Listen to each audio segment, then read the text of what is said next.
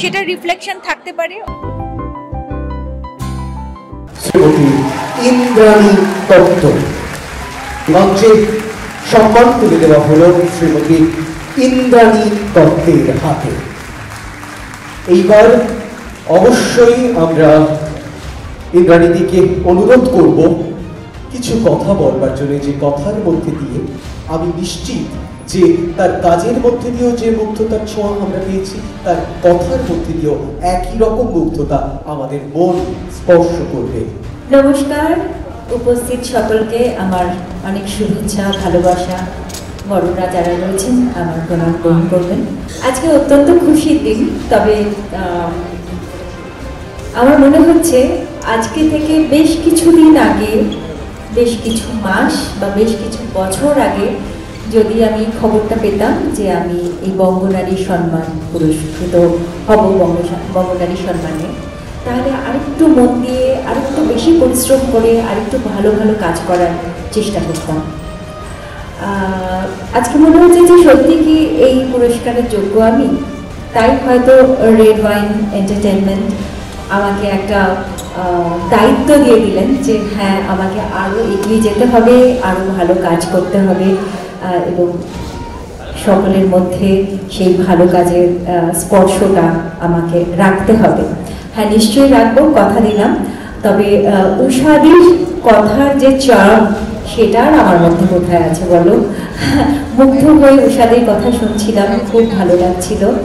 আর অনেকেরটা miss করেছি, যেমন সঞ্চিতা আমার সামনে বসে আছে, আমরা অনেক দিনের বন্ধু। সঞ্চিতা কি বলেছে আমি মিস করেছি। আমি নিজে খুব খারাপ বক্তা, একদম বলতে পারি না। তবে এটাই বলবো যে আজকে যারা যারা এই বঙ্গনারী সম্মানে পুরস্কৃত হলেন, সকলকে আমার আন্তরিক অভিনন্দন।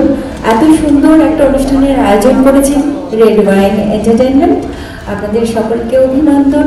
আমাকে এই পুরস্কারের যোগ্য মনে করেছেন, তার জন্য অনেক ধন্যবাদ। উপস্থিত সকলকে ধন্যবাদ।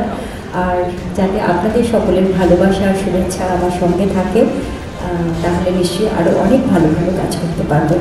সবাই খুব ভালো থাকবেন। Thank you.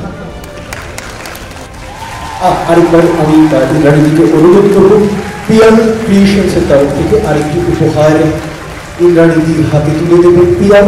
আমি পিয়ারকে অনুরোধ করবো মঞ্চে গিয়ে ইন্দ্রাণীদির হাতে আরেকটি বিশেষ উপহার তুলে দেবার জন্য পিয়ার ক্রিয়েশনসের তরফ থেকে।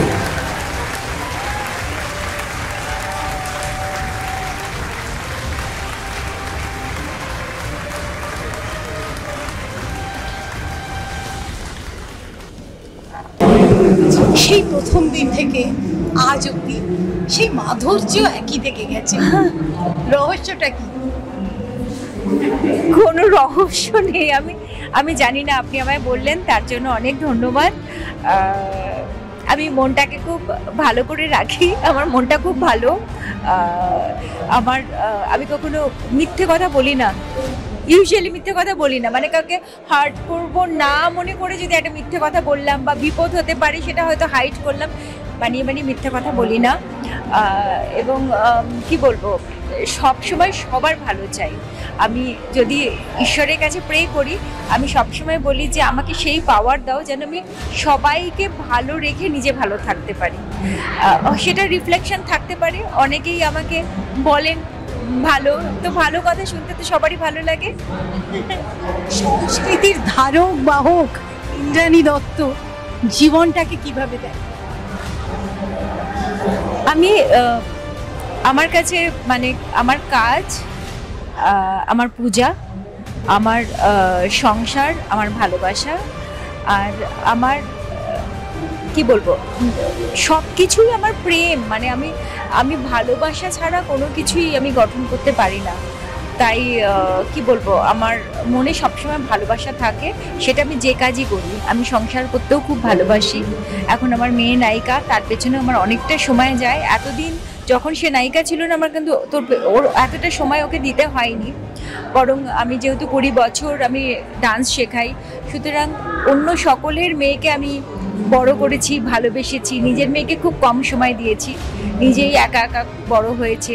অনেক ভালো স্টুডেন্টও, খুব ব্রিলিয়েন্ট স্টুডেন্ট, খুব ভালো গাইতে পারে, খুব ভালো নাচ করতে পারে, অভিনয় ভালো করে করছে। কিন্তু এখন এখন দেখি প্রচুর সময়, তখন সময় দিতে হতো না, এখন ওকে প্রচুর সময় দিতে হয়। তো তাতে আমি মোটামুটি 24 ঘন্টার মধ্যে 48 ঘন্টা ব্যস্ত থাকি নিজের কাজ, নিজের সৃষ্টি, মেয়ের জন্য ভাবনা চিন্তা, মেয়ের জন্য সময় দেওয়া, সব কিছু নিয়ে। আজকের এই অ্যাওয়ার্ড পেয়ে আমাদের রেড ওয়াইন এন্টারটেইনমেন্টকে মানে এন্টারটেইনমেন্টকে কি বলবে? রেড ওয়াইন এন্টারটেনমেন্টকে অনেক অনেক ধন্যবাদ যে ওনারা আমাকে যোগ্য মনে করেছেন এই পুরস্কারের। তবে এই পুরস্কারের মাধ্যমে ওনারা যাদেরকে সিলেক্ট করছেন তাদেরকে বলে দিচ্ছেন যে আপনাকে দায়িত্ব দিলাম, আরও এগিয়ে যান।